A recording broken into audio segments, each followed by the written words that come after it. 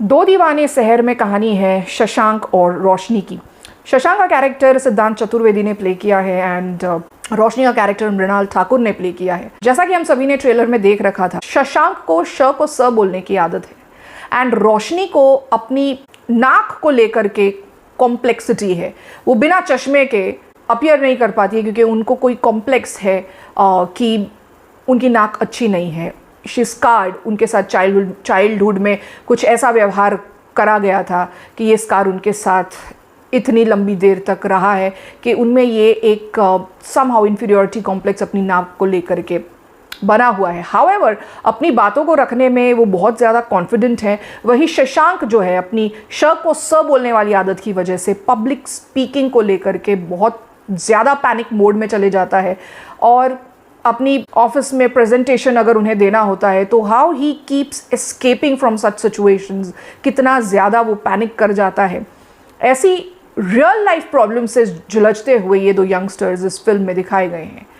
जब इनका रिश्ता तय होने जा रहा होता है, एक दूसरे को ये देखने जाते हैं, तब क्या होता है, इनके कॉम्प्लेक्सेस की वजह से इनकी जो पर्सनालिटी बनी हुई है, ये किस तरह से एक दूसरे के साथ पेश आते हैं, एक दूसरे को पसंद करते हैं, रिजेक्ट करते हैं। ये एक इस तरह से इंटरट्वाइन करके बताई हुई लव स्टोरी है। So what is my take on Do Deewane शहर में। ट्रेलर के बाद से ही टॉपिक तो बहुत ज़्यादा इंटरेस्टिंग लग ही रहा था कि एक्चुअली ये इतना इम्पॉर्टेंट टॉपिक है कि रियल लाइफ में कितने सारे लोग होते हैं जो ऐसे कॉम्प्लेक्सेस से एक्चुअली झुलझ रहे होते हैं, अपने आप को कहीं ना कहीं इस कॉम्प्लेक्स का शिकार बना करके बहुत ही दर्दनाक जिंदगी अपने आप में ही अंदर अपने विचारों में घुटते हुए, तड़पते हुए जी रहे होते हैं। सो ऐसे लग रहा था कि ये जो फिल्म है दो दीवाने शहर में एक बहुत ज़्यादा हेल्पफुल फिल्म रहेगी, ऐसे लोगों को हेल्प करेगी कि लेट गो योर कॉम्प्लेक्सेस है, just accept yourself the way you are and live your life with full faith in you and have confidence in yourself. ये तो पता था, बट ये किस तरह से कहानी में बताया जाएगा, इसकी क्यूरियोसिटी बनी हुई थी।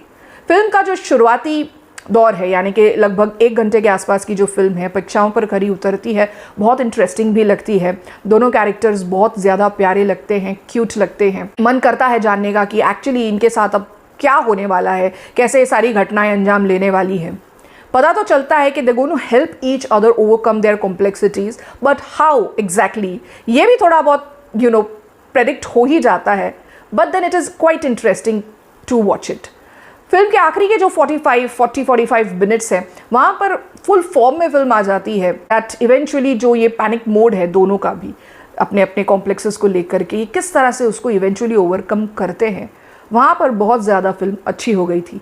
बीच का जो समय है वो हावेवर मुझे ऐसे लगता है कि काफ़ी ज़्यादा ओवर स्ट्रेच या कई जगहों पर बोरिंग भी हो गया। हालांकि इस पार्ट में भी कई सारे ऐसे इंपॉर्टेंट मोमेंट्स हैं जो आपके साथ कनेक्ट कर जाते हैं, स्पेशली जो रिलेशनशिप्स होते हैं हस्बैंड और वाइफ के बीच में, वाइफ के सैक्रिफाइसेस जो होते हैं, हस्बैंड को पूरा टाइम हस्बैंड को प्लीज़ करने के लिए वो अपने आप को किस तरह से ढाल देती है, अपनी खुशी के बारे में नहीं सोचती है। इस वाले मुद्दे को भी इस फिल्म में बताया गया है। जो रोशनी की बहन का कैरेक्टर संदीपा धार ने प्ले किया है, उस कैरेक्टर के थ्रू इस मुद्दे पर रोशनी डाली है इस फिल्म में। इसके अलावा जो परसेप्शन है ब्यूटी को लेकर के, एक जनरल लोगों ने एक मान्यता बना रखी है कि ब्यूटी किसे कहते हैं, कॉम्प्लेक्शन, पर्टिकुलर कलर होना चाहिए, पर्टिकुलर साइज होना चाहिए, फीचर्स इसी तरह से होने चाहिए, उसी को हम खूबसूरत कहेंगे। ब्यूटी कंपनीज, ब्यूटी मैगजीन्स जो होती है वो किस तरह से ढकियानुसी विचारों को लोगों पर इन्फोर्स करते हैं, और जो लड़कियां हैं, औरतें हैं, उनके जज्बातों के साथ, उनके इमोशंस के साथ, उनके अपने आप को लेकर के जो सोच होती है, विचार होती है, उसके साथ किस तरह से खिलवाड़ करती है, इस इम्पॉर्टेंट टॉपिक को भी इस फिल्म में एड्रेस किया गया है। फिल्म की कास्टिंग जो है, जो कैरेक्टर्स में एक्टर्स को कास्ट किया गया है, बहुत बेहतरीन लगा है मुझे। फिल्म का जो एंटायर कास्टिंग है वो बहुत दिनों बाद अचनीत कौर को हम देख रहे हैं and she is looking absolutely stunning. उनका जो स्टाइल फिल्म में बताया गया है, हाउएवर एक नेगेटिव शेड में फिल्म में दिखाया गया है उनका जो कैरेक्टर है वो, but she is looking absolutely stunning. Mona Ambegaonkar भी हमें फिल्म में दिखाई गई है। मर्दानी के बाद मैंने मोना को कई सालों बाद पर्दे पर देखा है। She is playing the mother of Shashank, यानी सिद्धार्थ चतुर्वेदी की माँ का कैरेक्टर उन्होंने प्ले किया है।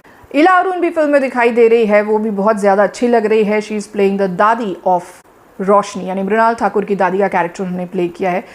जब उनको देखा था दादी के रूप में तो कहीं ना कहीं नीना गुप्ता जी की याद आई थी, जो लव स्टोरीज 2 में उन्होंने भी मृणाल ठाकुर की दादी का कैरेक्टर प्ले किया था। बट ये कैरेक्टर अलग है, उस तरह का नहीं है। बट इला अरुण भी इस फिल्म में बहुत अच्छी लग रही हैं, जच रही है। फिल्म में आयशा रजा, दीपराज राणा, जॉय सेन गुप्ता भी है। फिल्म का लगभग जो फर्स्ट आवर है और आखिरी के जो 45 मिनट्स हैं, ये बहुत ज़्यादा इंटरेस्टिंग है। बीच का हिस्सा मुझे काफ़ी बोरिंग सा लगा। एक गाना आसमां आसमां, वो गाना मुझे अच्छा लगा, बाकी गाने मुझे इतने इम्पैक्टफुल या कनेक्शन बनाते हुए नहीं लग रहे हैं। सो मेरी राय में इस फिल्म को OTT पर देखा जा सकता है, थोड़ा आगे पीछे फॉरवर्ड बैकवर्ड करके। बट थिएटर्स के लिए I don't think this is worth your time and money. So viewers, this is my take on Do Deewane शहर में। अगर आपको ये रिव्यू पसंद आया then do like, share and subscribe to my channel. Till then signing off, see you in the next video.